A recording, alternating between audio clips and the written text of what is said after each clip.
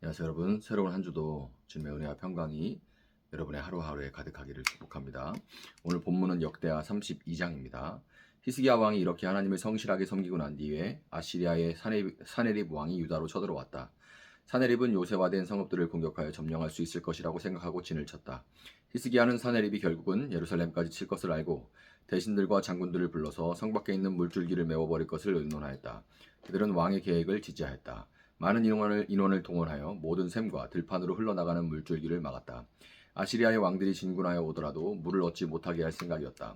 히스기야는 힘을 내어 무너진 성벽을 다시 쌓고 망대들도 높이 쌓고 성벽 밖에다 또 한 겹으로 성벽을 쌓았다. 다윗성의 밀로를 견고한 요새로 만들고 창과 방패도 많이 만들었다. 군대를 지휘할 전투 지휘관들을 임명한 다음에 군대를 성문 광장에 불러 모으고 격려하였다. 굳세고 담대하여야 한다. 아시리아의 왕이나 그를 따르는 무리를 보고 두려워하거나 놀라지 말아라. 우리와 함께 계시는 분은 아시리아의 왕과 함께 있는 자보다 더 크시다. 아시리아의 왕에게 있는 것이라고는 군대의 힘뿐이다. 그러나 우리에게는 우리를 도우시고 우리를 대신하여 싸우시는 주 우리의 하나님이 계신다. 백성은 유다 왕 히스기야의 말을 듣고 힘을 얻었다. 얼마 뒤에 아시리아의 사네립 왕이 자기는 온 군대를 거느리고 라기스를 치고 있으면서 자기 부하들을 예루살렘으로 보내어 유다의 히스기야 왕과 예루살렘에 있는 유다 백성에게 이렇게 말하였다. 아시리아의 사네립 왕이 이같이 말한다. 예루살렘은 포위되었다. 그런데도 너희가 무엇을 믿고 버티느냐? 히스기야가 너희를 꾀어 주 너희의 하나님이 너희를 아시리아 왕의 손에서 건져줄 것이라고 한다마는 이것이 너희를 굶어 죽게 하고 목말라 죽게 하는 일이 아니고 무엇이냐? 주님의 산당들과 제단들을 다 없애버리고 유다 예루살렘에 명령을 내려 오직 하나의 제단 앞에서만 경배하고 그 위에서만 분향하라고 한 것이 히스기야가 아니냐? 나와 내 선왕들이 이 세상의 모든 백성에게 어떻게 하였는지를 너희는 알지 못하느냐? 그 여러 나라의 신들이 과연 그 땅을 내 손에서 건져낼 수 있었느냐? 내 선왕들이 전멸시킨 그 여러 나라의 그 여러 신들 가운데서 누가 그 백성을 내 손에서 건져낼 수 있었기에 너희 하나님이 너희를 내 손에서 건져낼 수 있다고 생각하느냐? 그러니 너희는 히스기야에게 속지 말아라. 그의 꾀임에 넘어가지 말아라. 그를 믿지도 말아라. 어떤 백성이나 어떤 나라의 신도 그 백성을 내 손에서 내 손왕들의 손에서 건져낼 수 없었는데 하물며 너희의 하나님이 너희를 내 손에서 건져내겠느냐. 사네립의 부하들은 주 하나님께 그리고 주님의 종 히스기야에게 더욱 비방하는 말을 퍼부었다. 사네립은 주 이스라엘 하나님을 욕하고 비방하는 편지를 써보내기도 했다. 그는 여러 나라의 신들이 자기 백성을 내 손에서 구원해내지 못한 것 같이 히스기야의 하나님도 그의 백성을 내 손에서 구원해내지 못할 것이다 하고 말하였다. 사네립의 부하들은 예루살렘 성 위에 있는 백성을 보고 유다말로 크게 소리를 질러 백성을 두렵게 하고 괴롭게 하면서 그 성을 점령하려고 하였다. 그들은 예루살렘의 하나님을 두고 말하기를 마치 사람이 손으로 만든 세상 다른 나라 백성의 신들을 두고 말하듯이 거침없이 말하였다. 히스기야 왕과 아모스의 아들 이사의 예언자가 함께 하늘을 바라보며 부르짖어 기도하니 주님께서 한 천사를 보내셔서 아시리아 왕의 진영에 있는 모든 큰 용사와 지휘관과 장군을 다 죽여버리셨다. 아시리아 왕은 망신만 당하고 자기 나라로 되돌아갔다. 그가 그의 신전으로 들어갔을 때에 제 몸에서 난 친자식들이 거기서 그를 칼로 죽였다. 이처럼 주님께서 히스기야와 예루살렘 주민을 아시리아의 왕 사네립의 손과 모든 적국의 손에서 구하여 내셨다. 주님께서는 사방으로부터 그들을 보호하여 주셨다. 여러 나라 사람들이 예루살렘으로 예물을 가지고 와서 주님께 드리고 유다 왕 히스기야에게 선물을 가져왔다. 그때부터 히스기야는 여러 나라에서 존경을 받았다. 그 무렵에 히스기야가 병이 들어 거의 죽게 되었는데 히스기야가 주님께 기도하니 주님께서 그에게 응답하시고 회복될 것이라고 하는 징조를 보여주셨다. 그러나 히스기야가 교만한 마음으로 받은 바 은혜에 감사하지 않으므로 하나님의 진노가 히스기야와 유다 백성과 예루살렘 주민에게 내렸다. 드디어 히스기야가 교만하였던 자신을 뉘우치고 예루살렘 주민도 함께 뉘우쳤으므로 주님께서는 히스기야가 살아있는 동안에는 그들을 벌하지 않으셨다. 히스기야는 대단히 부유하게 되었고 온 천하의 영화를 한 몸에 누리게 되었다. 그는 귀중품 보관소를 만들어서 은과 금과 보석과 향품과 방패와 온갖 귀중품을 보관하였으며 창고를 지어서 곡식과 세포도주와 기름 등의 농산물을 저장하였고 짐승 우리를 만들어 온갖 짐승을 길렀으며 양 우리를 만들어 양떼를 먹였다. 또 성읍들을 더 만들고 양떼와 많은 소떼를 치도록 하였으니 하나님이 그에게 재산을 그렇게 많이 주셨던 것이다. 위쪽 기온의 샘 물줄기를 막고 땅속에 굴을 뚫어서 그 물줄기를 다윗성 서쪽 안으로 곧바로 끌어들인 것도 바로 히스기야가 한 일이다. 히스기야는 하는 일마다 다 잘되었다. 심지어 바빌로니아의 사절단이 와서 그 나라가 이룬 기적을 물을 때에도 하나님은 그의 인품을 시험하시려고 히스기야가 마음대로 하게 두셨다. 히스기야의 통치 때에 있었던 그의 나머지 행적과 그가 주님께 헌신한 일은 아모스의 아들 예언자 이사야의 묵시록과 유다와 이스라엘 열왕기에 기록되어 있다. 히스기야가 죽어 그의 조상과 함께 잠드니 유다와 예루살렘의 온 백성이 그의 죽음을 애도하고 그를 존경하여 다윗 자손의 묘실 가운데서도 제일 높은 곳에 장사하였다. 그의 아들 므낫세가 그의 뒤를 이어 왕이 되었다. 아멘. 저는 평소에 축구를 뭐 즐겨 보는 편은 아닌데 국가 대항전은 꼭 챙겨 봐요. 지난 이제 벌써 2월인데요. 그때 아시안컵이 있었죠. 호주와의 경기에서 우리 팀이 얻었던 페널티킥 벌칙으로 반칙을 얻어서 이제 골키퍼와 1대1로 슛을 하는 그런 장면이 있죠.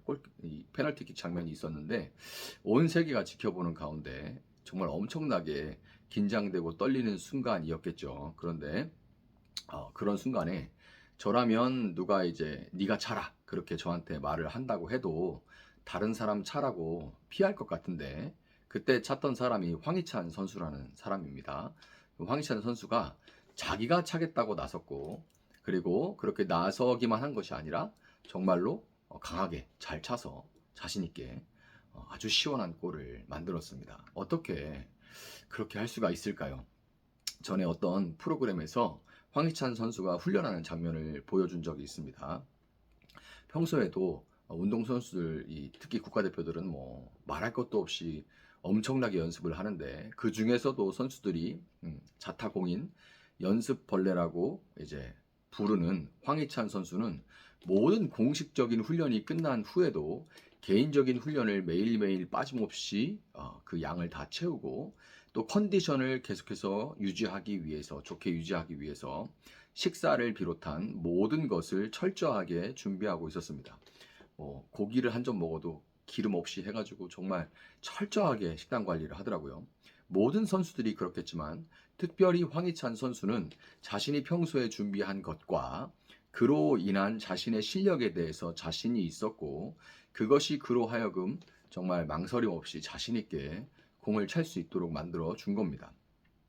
상대팀 관중석에서 들려오는 그 야유와 자신의 또 내면으로부터 올라오는 불안감보다 그동안 죽도록 준비해오는 자신에 대한 그 믿음이 더 컸던 거죠. 그 소리들 내 외부에서 들려오는 소리보다 자신의 자신에 대한 믿음에서 들려오는 소리가 더 컸던 겁니다. 오늘 본문에서 왕위에 오른 지 14년이 된 히스기야에게도 마치 온 세계가 지켜보는 가운데 시험대에 오르는 그런 순간, 그런 어려운 순간이 그에게도 찾아옵니다. 20여 년 전 북이스라엘을 멸망시켰던 아시리아가 남유다까지 집어삼키려고 내려와서 변방의 성읍들을 장악하고 마침내 예루살렘의 성문 앞까지 닥쳐오게 된 거예요. 침략을 당한 히스기야였지만 그가 그동안 그냥 거저 왕자리에 앉아있기만 했던 것은 결코 아닙니다. 14년이라는 시간 동안 히스기야는 북이스라엘의 피난민들을 수용하고 그들의 정착을 도와서 예루살렘의 인구가 크게 늘 수 있도록 했고 적을 맞아서 성벽을 보수하고 성벽 외부에 있는 물길을 막아서 안반을 뚫고 지하로 물을 이제 끌어들여서 성 안에 물을 공급하는 소위 원시적인 형태의 상수도 시설을 만들 만큼 행정에 있어서 아주 노련한 실력을 갖춘 왕이 되어 있었던 겁니다.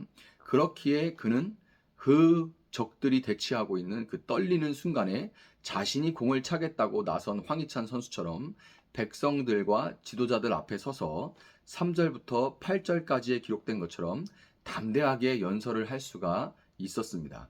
히스기야의 확신에 찬 연설에 예루살렘 성내에 거하는 모든 사람들은 두려움을 이기고 담대하게 당대 세계 최강국인 아시리아군에 맞서서 단단하게 설 수가 있었습니다.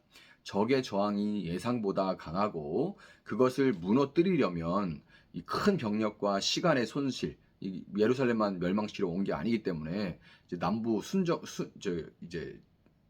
남부를 전체를 이제 멸하려고 내려왔기 때문에 정복하려고 내려왔기 때문에 이런 것들은 빨리빨리 그냥 이제 항복받고 그냥 지나가야 되는 것들이에요. 근데 이제 거기서 저항이 있으니까 큰 병력과 시간의 손실이 생길 것을 예상한 아시리아의 사네립 왕은 사신들을 보내서 말로 예루살렘을 회유하고 겁박하려고 시도합니다. 아시리아의 사신들은 히스기야가 그랬던 것처럼 성문 앞에 서서 예루살렘 거민들을 향해서 일장 연설을 시작하죠. 어차피 너희들의 힘으로는 안 되니까 항복하면 너희들의 목숨과 너희들이 가지고 있는 그 소유들을 잃지 않겠지만 만약 저항한다면 모두 죽여버릴 테니까 괜히 아까운 목숨 잃지 말고 성문을 열라 하고 그렇게 말을 하는 거죠. 히스기야의 연설을 들었을 때는 저항 의지로 불타올랐던 예루살렘 거민들은 협박과 함께 저항하려고 하는 히스기야의 어리석음에 속지 말라 하는 이 회유가 담긴 아시리아 사신들의 연설을 들으니까 다시금 흔들리기 시작했습니다. 두려움과 불안함이 다시금 그들을 압도하기 시작했던 것이요. 사람이 이렇죠. 상황이 이렇게 되니까 히스기야는 아모스의 아들 선지자 이사야와 함께 하늘을 향해 하나님께 부르짖어서 기도했고 하나님은 그의 기도에 응답하심으로 아시리아의 대군을 전멸시켜서 본국으로 그들이 급하게 철수할 수밖에 없도록 그렇게 만들었습니다. 말도 안 되는 그 대패에 정말 말도 안 되는 대패죠. 그리고 그렇게 원정을 나간 군사들이 있으면 그들이 가져오는 이런 전리품과 이런 막대한 그런 전리품 구한 것들을 이제 바라는 사람들이 국내에 있어요. 그걸 가져와서 또 그 국내에서 또 경기가 돌아가고 살아가고 바라는 사람들이 있으니까. 그런데 이 말도 안 되는 대패를 하고 왔으니 거기다 아들을 보낸 부모들도 있을 것이고 정치적인 부담이 어마어마하겠죠. 이 부담으로 인해서 아시리아 왕 사네립은 아들들의 손에 의해서 살해되고 말았습니다. 결국 이 히스기야의 연설은 헛되이 땅에 떨어지지 않고 그대로 성취가 될 수 있었던 겁니다. 신앙생활을 하면서 여러분 극단에 치우쳐 있는 많은 사람들을 보게 됩니다. 하나님이 다 하시니까 사람은 그냥 그분이 하시기를 기다리면 된다라는 한쪽 극단에 서 있는 사람들이 있고 이제 대부분 이제 저희처럼 이제 보수 쪽에 있는 보수 교단에 있는 분들이 이런 분들이 많죠. 이제 하나님이 다 하신다. 하나님의 주권.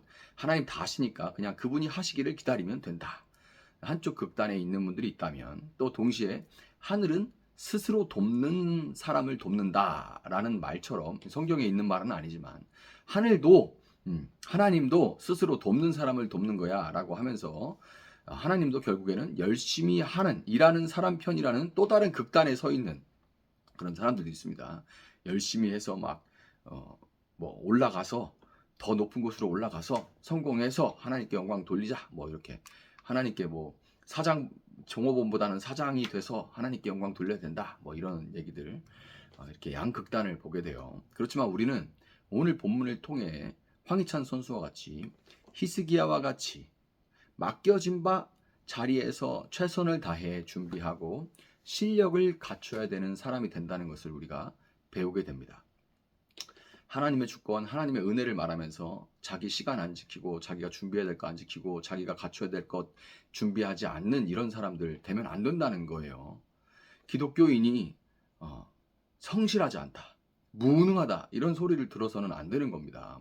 성공하고 최고의 자리에 올라가고 이러진 않아도 최소한 그 사람이 신실하지 않다, 성실하지 않다, 무능하다 이런 소리를 들어서는 안 된다는 거죠. 그 자리에서 인정받을 만한 실력을 갖춘 사람이 돼야 하는 거예요. 그렇지만 동시에 사람이 제 아무리 실력이 있다 한들 항상 더 나은 사람이 있기 마련이죠. 정말 작은 동아리 하나 들어가도 내가 좀 운동을 잘한다, 그림을 잘 그린다, 음악을 잘한다 해서 작은 사람들의 모임을 들어가도 항상 거기에 압도적으로 뛰어난 사람들이 있습니다. 주눅이들만큼 압도적으로 뛰어난 사람들이 있어요. 지적으로나 체력적으로나 모든 면에서 항상 더 나은 사람이 있기 마련입니다. 준비된 자가 얻을 수 있는 평안함은 언제나 조건부 시한부일 수밖에 없어요. 그렇기 때문에 내가 준비해서 어떤 평안을 얻는다. 황희찬 선수는 그 중에서 제일 압도적인 사람이니까 그 사람이 거기서 누릴 수 있는 거지 그보다 못한 선수들은 그만한 평안함을 누릴 수는 없어요. 준비된 자가 얻을 수 있는 평안함, 이것은 그런 상태면 나에게만 의지한다면 조건부이고 시한부일 수밖에 없는 겁니다. 그렇기 때문에 아시리아가 쳐 들어오는 것과 같은 어려움을 언제나 만날 수 있는 우리는 사람 100, 하나님 100, 도합 200의 능력으로 살아가야 하는 겁니다. 이것이 바른 신앙이에요. 사람 100, 하나님 100입니다. 사람이 80, 하나님 20, 이런 하나님 80, 사람 20 이런 개념이 아닙니다. 사람이 100, 하나님의 은혜 100, 이렇게 200으로 능력으로, 그 200의 능력으로 살아가야 하는 거예요. 이 새날도 여러분 맡겨진 자리에서 충성되게 실력을 갖추시고 하나님의 도우심을 입는 여러분들 앞에 닥쳐오는 그런 모든 문제들이 하나하나 아시리아와 같이 전멸당해서 돌아가는 그런 역사가 있기를 예수님의 이름으로 축복합니다. 잠시 기도하겠습니다. 사랑하시는 주님 감사합니다. 또 한 주를 주의 말씀을 붙들고 시작합니다.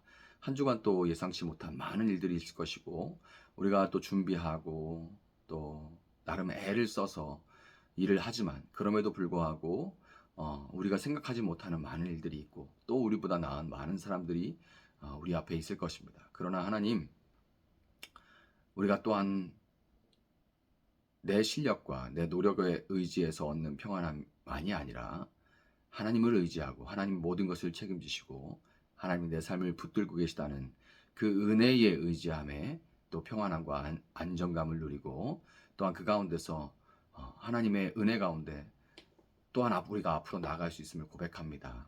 다윗이 골리앗 앞에 섰을 때 다윗은 이미 100의 실력을 갖고 있었지만 또 하나님을 의지하는 믿음으로 나아가 하나님의 은혜 100으로 감당할 수 없는 적인 골리앗을 무너뜨렸던 것처럼 주님, 오늘 아시리 앞에 선 예루살렘, 히스기야는 왕으로서 능력을 갖췄지만 그러나 그 능력만이 아니라 하나님께 기도할 때 하나님 주시는 은혜로 당대 세계 최강의 아시리아 군대를 물리쳤던 것처럼 하나님, 우리보다 언제나 강한 세상을 이길 수 있는 우리 성도들 될 수 있도록 주님 붙들어 주시고 하나님의 은혜와 하나님의 일하심을 경험할 수 있는, 하나님의 도우심을 경험할 수 있는 그런 한 주가 될 수 있도록 하나님 함께하여 주시옵소서. 감사하며 예수님의 이름으로 기도합니다. 아멘. 오늘 주신 말씀 붙들고 계속해서 기도합니다.